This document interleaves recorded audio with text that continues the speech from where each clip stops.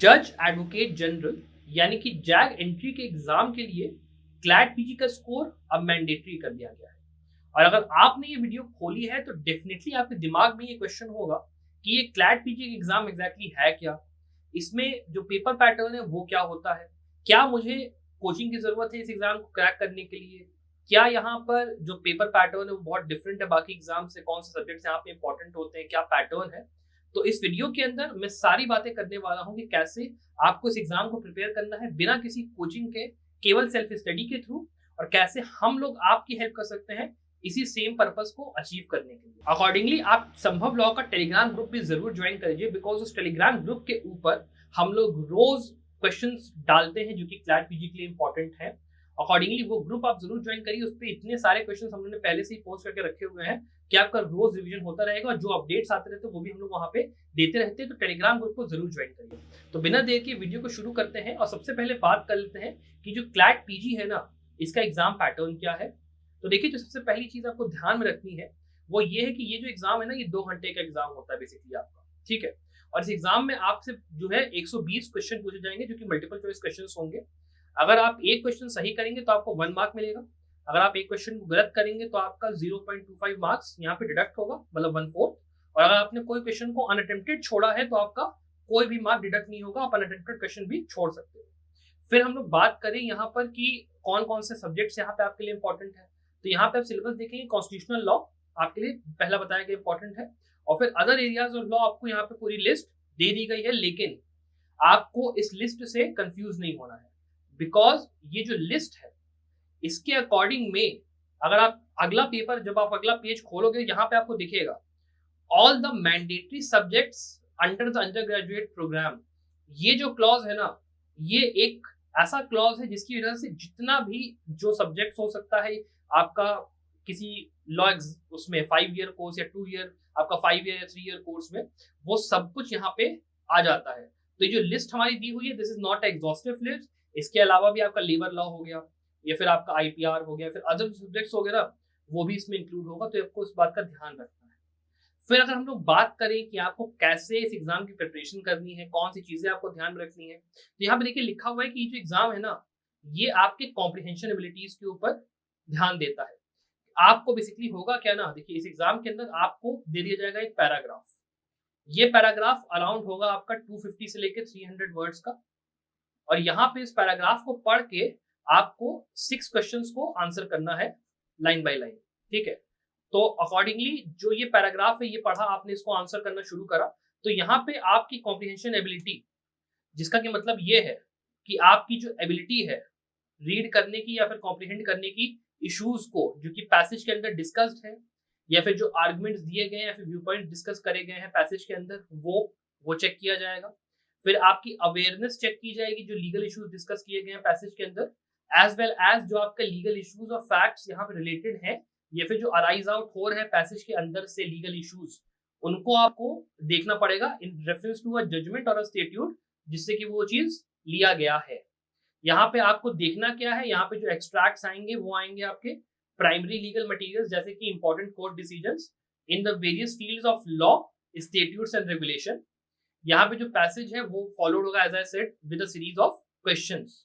और ये बात ध्यान रखिएगा कि यहाँ पे जो आपके केसेस आते हैं ना, बात हो रही है लैंडमार्क केसेस की, क्योंकि देखिए यहाँ पे जैसे लिखा हुआ है कि आपको रीड करना है, रिफ्रेश करना है अपनी नॉलेज को with reference to the important judgements and try to discern कि इन सारे जजमेंट्स में आया क्या, ठीक है, ये आपके लिए इंपॉर्टेंट है। फिर आपको रिफ्रेश करनी है अपनी knowledge for the important constitutional and legislative provisions, particularly those जो कि रीसेंट जजमेंट्स के अंदर आए हुए हैं। इस सबसे इंपॉर्टेंट पॉइंट को आप ध्यान रखिएगा, रीसेंट जजमेंट्स आपके लिए बहुत ज्यादा इंपॉर्टेंट है इस एग्जाम के लिए। It would be useful to ensure to, मतलब आपके लिए जो हिस्टोरिकल केस लॉज है, जैसे मान लीजिए कॉन्स्टिट्यूशनल लॉ में आप अगर बेसिक स्ट्रक्चर पढ़ते हो, तो बेसिक स्ट्रक्चर के अंदर केशवानंद भारती के केस के साथ एक पूरा सीरीज ऑफ केसेस है। आप अगर मान लो रिजर्वेशन पढ़ते हो, इंदिरा सहानी हो गया, उसके पहले एक सीरीज ऑफ केसेस है। जो हिस्टोरिकल केस लॉज की बात हो रही है वो उस टाइप के केसेस की बात हो रही है यहाँ पर। और फिर जो अमेंडमेंट्स हैं उससे रिलेटेड, वो आपको पता ही होंगे, 42nd अमेंडमेंट आया, उससे कैसे चेंज आया, वो सारी चीजें जो होती है ना, वो आपके लिए इंपॉर्टेंट है यहाँ पे पढ़ना क्लैट के पर्पज के लिए। साथ ही में क्लैट के पर्पज के लिए कॉन्स्टिट्यूशनल लॉ एक बहुत ही इंपॉर्टेंट सब्जेक्ट है, बिकॉज जितने भी पैराग्राफ आते हैं, ये जितने भी क्वेश्चंस आते हैं, उनका जो मेन क्रक्स होता है वो होता है कॉन्स्टिट्यूशनल वैलिडिटी चैलेंज होना, वो कैसे हुआ, और उसकी जो चैलेंज होती है ना वो हमेशा कॉन्स्टिट्यूशनल लॉ में से निकल के आता है कि किस प्रोविजन के अंदर वो चैलेंज हो रहा है, चाहे आर्टिकल 13 में हो, 3 में हो, चाहे जिसमें भी हो वो चैलेंज हो रहा है, तो आपको वो पढ़ना बड़ा जरूरी है, ये ध्यान रखिए। फिर हम लोग बात करें कि कौन कौन से सब्जेक्ट्स आपके लिए इस एग्जाम में इंपॉर्टेंट है, तो अगर हम लोग देखें लास्ट ईयर का पैटर्न इस चीज को समझने के लिए, तो यहाँ पे आप देखोगे जो वेटेज है वो है आपका कॉन्स्टिट्यूशनल लॉ, आपके 17 क्वेश्चन आए थे लास्ट टाइम, ज्यूरिस्प्रूडेंस का आपके देखिए 14 क्वेश्चन आए थे, कमर्शियल लॉ के लिए 18 क्वेश्चन, फैमिली लॉ के लिए 12 क्वेश्चन, क्रिमिनल लॉ में आईपीसी और सीआरपीसी मिला के 32 क्वेश्चन, और उसके बाद पब्लिक इंटरनेशनल लॉ के 15 क्वेश्चन। तो यहाँ पे सीधे सीधे आपको एक लिस्ट मिल गई कि ये जो 7 सब्जेक्ट्स है ना आपके लिए, ये आपके लिए बहुत ज्यादा इंपॉर्टेंट है। मेन पॉइंट क्या है कि आपका यहाँ पे केवल 2 महीने बचे हैं एग्जाम के लिए। अभी एग्जाम है आपका 19th ऑफ जून को, और 19th ऑफ जून में आप कितने ही दिन रह गए ये आप खुद समझ सकते हैं। तो अकॉर्डिंगली आपको जो आपकी पढ़ाई है वो आपको केंद्रित करनी है इन सारे सब्जेक्ट्स के ऊपर, ये जो 7 सब्जेक्ट्स है उनके ऊपर। That is very very important. अब इसी में मैं आपको बताना चाहूंगा कि हम लोग वी एट संभव लो हम आपकी कैसे हेल्प कर सकते हैं। देखिए बात इतनी है कि हम लोग वी आर ऑर्गेनाइजेशन जो कि आपको मॉक टेस्ट प्रोवाइड करते हैं, आपको जो स्टडी मटेरियल इंपॉर्टेंट है एग्जाम के लिए वो प्रोवाइड करते हैं। We are industry leader in this fact कि हम लोग के यहाँ से जिन लोगों ने हमारे मॉक टेस्ट के थ्रू पढ़ाई करा वो करा, उनका सिलेक्शन हुआ। इसके लिए आप स्क्रीन पे देख भी सकते हैं कि रिव्यूज किस तरीके के हैं। अकॉर्डिंगली जो हम लोग यहाँ पे कोर्स आपके सामने ला रहे हैं that is the last minute preparation course. ये जो आपका प्रिपरेशन कोर्स है इसमें सिंपली हम लोगों ने वो जितने इंपॉर्टेंट केस लॉज हो सकते हैं जैसा कि क्लैट की वेबसाइट पे दिया हुआ है वो सारे के सारे हमने यहाँ पे डाल दिए हैं आपके लिए। आप पढ़ लीजिए, 300 के अराउंड केसेस है, वो आप डरिए मत, आराम से आपका कवर हो जाएगा। फिर जितने भी आपके मॉक पेपर्स हैं आपके लिए, जैसा मैंने कहा रीडिंग एबिलिटी बहुत ज्यादा इंपॉर्टेंट है, जैसे आपका लिखा हुआ है reading ability is very very important. जितना आप प्रैक्टिस करोगे, जितना आप पढ़ोगे, वो सारा का सारा आपको यहाँ पे इस चीज के थ्रू हेल्प मिलेगी। हम लोग आपको कम से कम 22 मॉक पेपर्स यहाँ पे प्रोवाइड कर रहे हैं फुल लेंथ के, based upon the latest pattern. हम लोग पैटर्न से बिल्कुल डिविएट नहीं करते। साथ ही में हम लोग जितने भी केस लॉज हैं उसका जितना स्टडी मटेरियल होता है सब हम लोग प्रोवाइड कर रहे हैं। एंड अकॉर्डिंगली यहाँ पे जो ये अभी हम लोग का कोर्स है इसमें हम लोग स्पेशल डिस्काउंट भी प्रोवाइड कर रहे हैं। आप ये पूरा जो कोर्स है ये आप आराम से 1699 में एनरोल इसमें आप कर सकते हो, बल्कि even in the coming times हम लोग ये जो डिस्काउंट है इसको कंटिन्यू भी करने का हम लोग सोच रहे हैं। तो अकॉर्डिंगली जल्द से जल्द आप हो इस कोर्स के लिए एनरोल करिए फॉर क्लैट पीजी पर्पसेस। और साथ में एक जो चीज आपको और ध्यान में रखने की जरूरत है वो ये है कि जैसे मान ले अगर हम लोग कि क्लैट पीजी के थ्रू और कौन से ऑर्गेनाइजेशन सिलेक्शन लेती है, तो उसमें से आपका सबसे बड़े हैं पीएसयूज, जो उसमें कि आपका ओएनजीसी आ गया या फिर आपका पीयूसीएल आ गया, इस तरीके की जो कंपनीज है ये सिलेक्शन लेती है लॉ ऑफिसर्स का। अब देखिए इनका जो सिलेक्शन क्राइटेरिया होता है उसके हिसाब से आपके लिए जरूरी ये है कि आप टॉप 30 में आओ, फिर वहां पे आपका इंटरव्यू उस हिसाब से होगा, और उसके बाद आप जो है सिलेक्ट होके आपका जितना भी लोगों का वहां पे सीट होती है उससे 3 टाइम्स कॉल किए जाते हैं और उसके हिसाब से वहां पे सिलेक्शन होता है। लेकिन जैग एंट्री के पर्पस के लिए आई डोंट थिंक कि इस तरीके का कोई भी रिक्वायरमेंट होने वाला है। What you need to do is, what you need to make sure is कि आपके पास कम से कम इतना आपके पास स्कोर होना चाहिए जो कि रिस्पेक्टेबल कहलाता है। क्योंकि इसके अंदर जो आपका नोटिफिकेशन है उसके अंदर ये कहीं नहीं लिखा है कि कितना परसेंट आपको मार्क्स लाने हैं, बट आपको अपनी सिक्योरिटी के लिए ये ध्यान रखना है कि आप कम से कम कुछ नहीं तो 50 से लेके 55% मार्क्स एग्जाम में स्कोर करो, जिसका मतलब है कि 120 में से आपके 60 या 65 के अराउंड आने चाहिए, जो कि आपको बहुत आराम से अंडर 100 या फिर 100 200 आपकी रैंक क्लैट के अंदर आ जाएगी। That will be more than enough. आपको यहाँ पे एनएलयूज के लिए फाइट नहीं करना है, आपको यहाँ पे पीएसयूज के लिए फाइट नहीं करना है, तो उतना एम्फेसिस दे के भी पढ़ाई यहाँ पे आपके लिए जरूरी नहीं, बिकॉज आपको बाकी चीजें भी देखनी है। बट इस एग्जाम को आपको सीरियसली लेके चलना होगा 2 महीने की प्रिपरेशन के लिए। Accordingly you can enrol in this course, वरना वैसे भी मैं आपको ये बताने वाला हूँ अब इसके आगे कि कैसे आप इस एग्जाम के लिए प्रिपरेशन करोगे।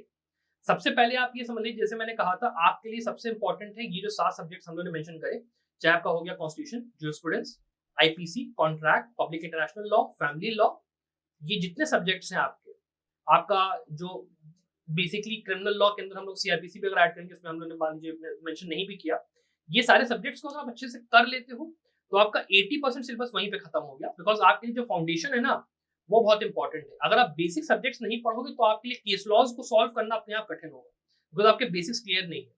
और उसके लिए आपके लिए सबसे शॉर्टकट तरीका जो मैं आपको सजेस्ट कर सकता हूँ इस पॉइंट ऑफ टाइम पे कि आपके पास अभी दिन थोड़े कम बचे हैं, आप यूट्यूब का सहारा लीजिए। आपने ये वीडियो जो खोली है या आपने खोला तब जब आपको लगा कि मुझे जैग एंट्री की तैयारी, मतलब मुझे क्लैट की तैयारी करने जैग एंट्री के लिए मैंडेटरी स्कोर है, इसके लिए मुझे इन्फॉर्मेशन चाहिए, तो अकॉर्डिंगली उसी यूट्यूब का इस्तेमाल आप अपनी पढ़ाई के लिए भी करिए। और जितने भी ये सब्जेक्ट्स है ना, उसके लिए आपको हर जगह प्लेलिस्ट अच्छी मिल जाएगी जिसमें कि पूरा पूरा सब्जेक्ट कवर किया गया है। वहां पे आप जाके उस वीडियो को आप 2 टाइम्स पे प्ले करिए, क्योंकि ज्यादातर चीजें जो होती हैं, जो टीचर्स होते हैं, जो अच्छे टीचर्स होते हैं, वो लोग थोड़ा धीमे धीमे समझाते हैं, तो उसको अगर आप 2x पे करके प्ले करेंगे और फिर आप अपनी पढ़ाई करेंगे तो आप जल्दी जल्दी उस चीज को कवर कर पाएंगे।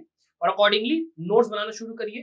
फिर आप अगर केस लॉस की बात करते हो तो आपके लिए सबसे अच्छा रहेगा कि आप जो है, जो आपके सोर्सेज है, जैसे सबसे बढ़िया है आपका live law and bar and bench, इसके लिए आप बेसिकली सब्सक्राइब कर लीजिए। लिव लॉ के लिए खास करके आप सब्सक्राइब करिए।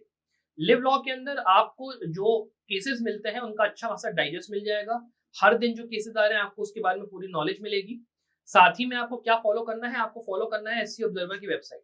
यहाँ पर जितने भी लैंडमार्क केसेस आए हुए हैं 2017 2018 से लेकर अभी तक के, वो सारे अच्छे डिटेल में कवर है। इस वेबसाइट को आप जरूर देख लीजिएगा। फिर फैजान मुस्तफा सर हैं, वो हैं एनएलयू आपके नलसार के, आपके वाइस चांसलर, उनकी वीडियो सर के फॉलो करिए। उसके अंदर वो इंपॉर्टेंट टॉपिक्स को डिस्कस करते हैं, तो आप उस देखिए उस टॉपिक के अंदर क्या दिया है, फिर उस टॉपिक के हिसाब से अपनी प्रिपरेशन करिए। फिर एसईसी ऑनलाइन का ब्लॉग जो है वो आपका काफी अच्छा सोर्स है, बिकॉज उसके अंदर आपको जो रिसेंट टाइम्स में जितनी भी डेवलपमेंट हो रही है वो मिलेगा। गौतम भाटिया सर का ब्लॉग हो गया, that is also very very good source. और लास्ट में आप संभव लॉ में हम लोग ने जो वीडियोस बनाई हैं, जितने भी रिसेंट केस लॉज हो सकते हैं इंपॉर्टेंट, उसके लिए सबने हम लोग ने एक एक प्लेलिस्ट बना के रखी हुई है। आप जाके उस प्लेलिस्ट को देख सकते हैं। मैंने अकॉर्डिंगली नीचे डिस्क्रिप्शन में भी उस सब प्लेलिस्ट का लिंक दे दिया है। फिर मैं बात करूँ आपके स्टैटिक पढ़ाई की प्रिपरेशन के लिए, तो अकॉर्डिंगली जो आपको देखनी है चीज वो ये है कि आपको अपनी पढ़ाई को 3 एस्पेक्ट्स में तोड़ना है। सबसे पहले आपका बेयर एक्ट। अब जैसे आपका सब्जेक्ट हो गया सीआरपीसी का, आपका सब्जेक्ट हो गया मान लीजिए आईपीसी का, इसके अंदर पहले आपको बेयर एक्ट अगर आपने मजबूत कर लिया, आपको ये पता है किस प्रोविजन में क्या दिया है, तो आपके लिए केस लॉ में पढ़ना आसान होगा। तो पहले आपको बेयर प्रोविजन, बेयर एक्ट को कायदे से कवर करना जरूरी है। फिर आप आओ अपने केस लॉज के ऊपर, क्या केस लॉ किसी पर्टिकुलर सेक्शन के साथ जुड़ा हुआ है वो आप देखो। फिर लास्ट में आता है आपकी रिसेंट डेवलपमेंट, जो कि आपके रिसेंट केस लॉज है।